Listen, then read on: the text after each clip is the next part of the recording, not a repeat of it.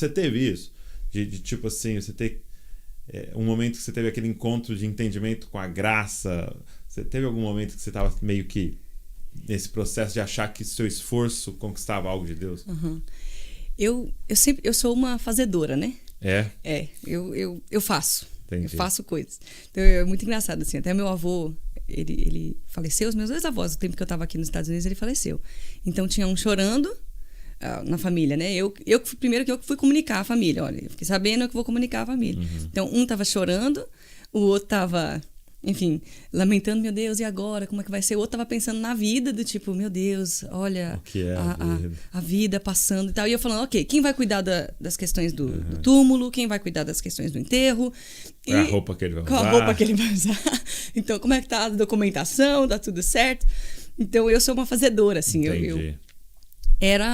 Eu amo, é uma coisa que eu amo fazer, eu amo servir pessoas. Você põe alegria no meu coração e me deixar fazer uma comida, pôr um prato, sabe? Eu amo fazer isso. Então, isso também se refletiu na minha vida com o Senhor, obviamente. Uhum. Então, era a minha demonstração de amor para com o Senhor.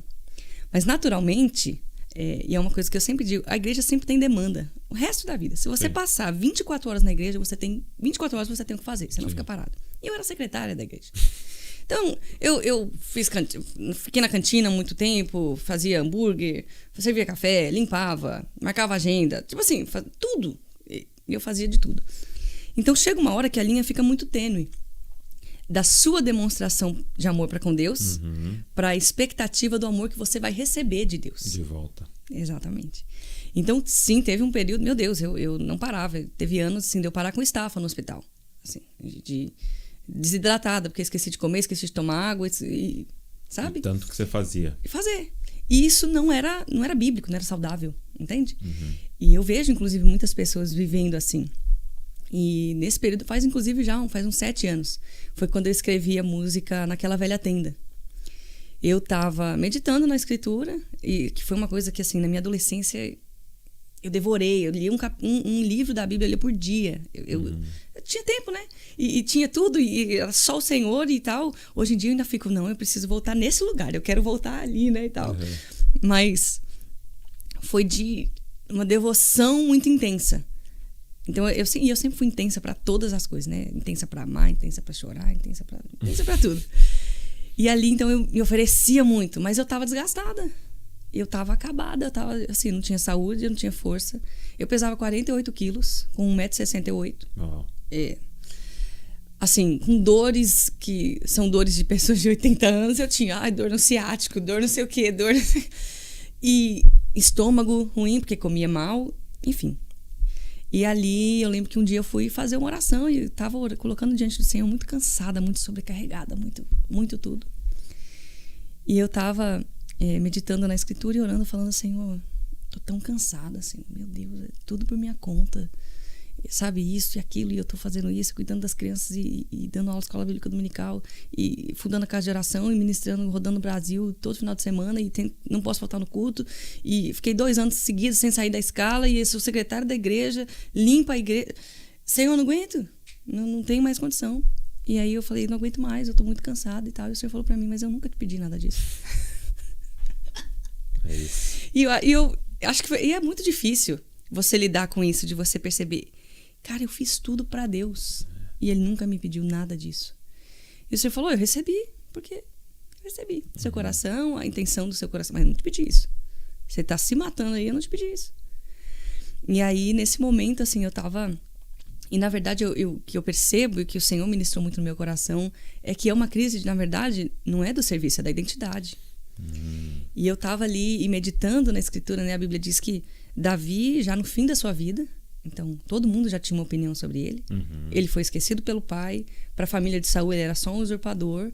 Para os irmãos dele, ele era só um intrometido, né? Lembra quando ele chega ali no meio da guerra? O que você está fazendo aqui? O que você quer saber? Então ele era só um cara que queria aparecer. Para a própria esposa dele, ele era um palhaço, para Mical. Então, todo mundo tinha uma opinião sobre ele. A Bíblia fala que as servas do reino cantavam, saiu matou 1000, mas ele 10.000. Então tinha gente que amava Davi, ele tinha os valentes, tinha os fiéis, mas todo mundo tinha uma opinião. A Bíblia diz que Deus deu para ele descanso dos seus inimigos, e ali ele tem uma ideia. uma grande ideia, né? A gente é nossas grandes ideias, né? E ele teve uma grande ideia e ele fala para Natan, eu vou fazer uma casa para Deus. Como que eu vou morar numa casa de Como cedro? que eu moro num palácio? E Deus está numa tenda.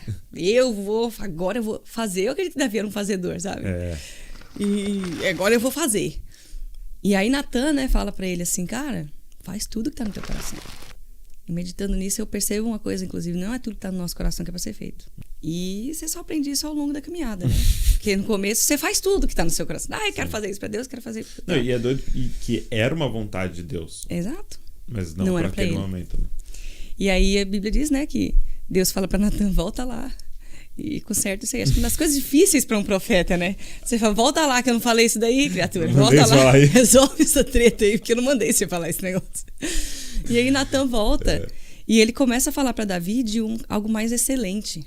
E ele fala para ele, cara, Deus quer te dar uma dinastia, um legado. A Bíblia diz ali, foi meditando nisso que o Senhor fez destravar algo no meu coração.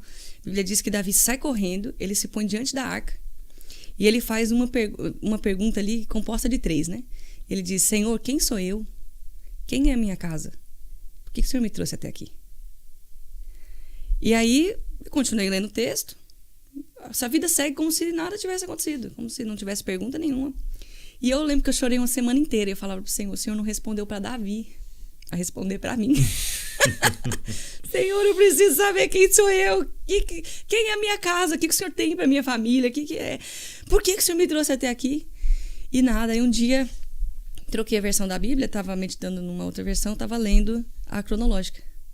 E fui estudar, né, na tradição também e tal, qual que era, o que aconteceu ali naquele momento. Uhum. E naquele momento foi quando Davi escreveu 2 salmos.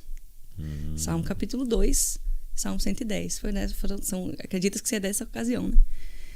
E meditando ali, Davi fala, eu proclamarei o decreto do Senhor.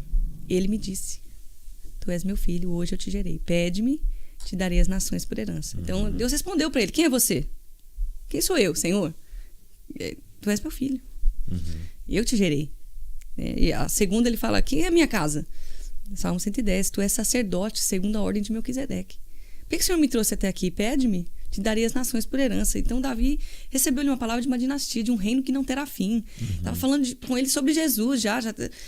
Ele recebe uma revelação muito maior do que um templo de pedra. Ele recebe a revelação do Filho de Deus. Então ali para mim foi uma virada. E aí foi quando eu compus, inclusive, naquela velha tenda que fala, né? Eu quis construir um templo, eu não admitia que você morasse, armei tantos projetos, fiz tantas coisas que você não me pediu. E eu sei que muita gente tem vivido isso pela dificuldade de entender a identidade. Porque até tem uma das canções que você chegou a ouvir, né? Vai sair logo aí por aí. Mas que fala isso, os meus esforços não compram Deus. Eu te conheci quando aprendi a descansar. E ali o Senhor, anos depois, eu vim realmente viver isso muitos anos depois, mas ali o Senhor já falava comigo sobre o descanso. Muitas pessoas falam sobre a santidade, muitas pessoas falam do que é santo. Eu ministrei a vida inteira sobre santidade, caráter, consagração.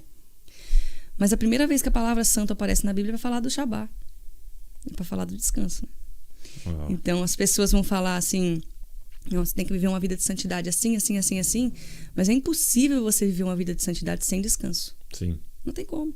Você pode viver uma lista de regras, você pode viver um legalismo, mas enquanto você não entender que você é filho, e o filho descansa. O filho descansa. O filho não começa a vida trabalhando. O filho começa a vida descansando.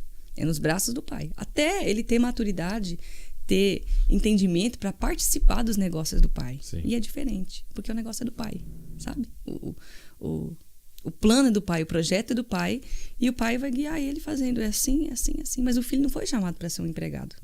O filho foi chamado para ser um filho.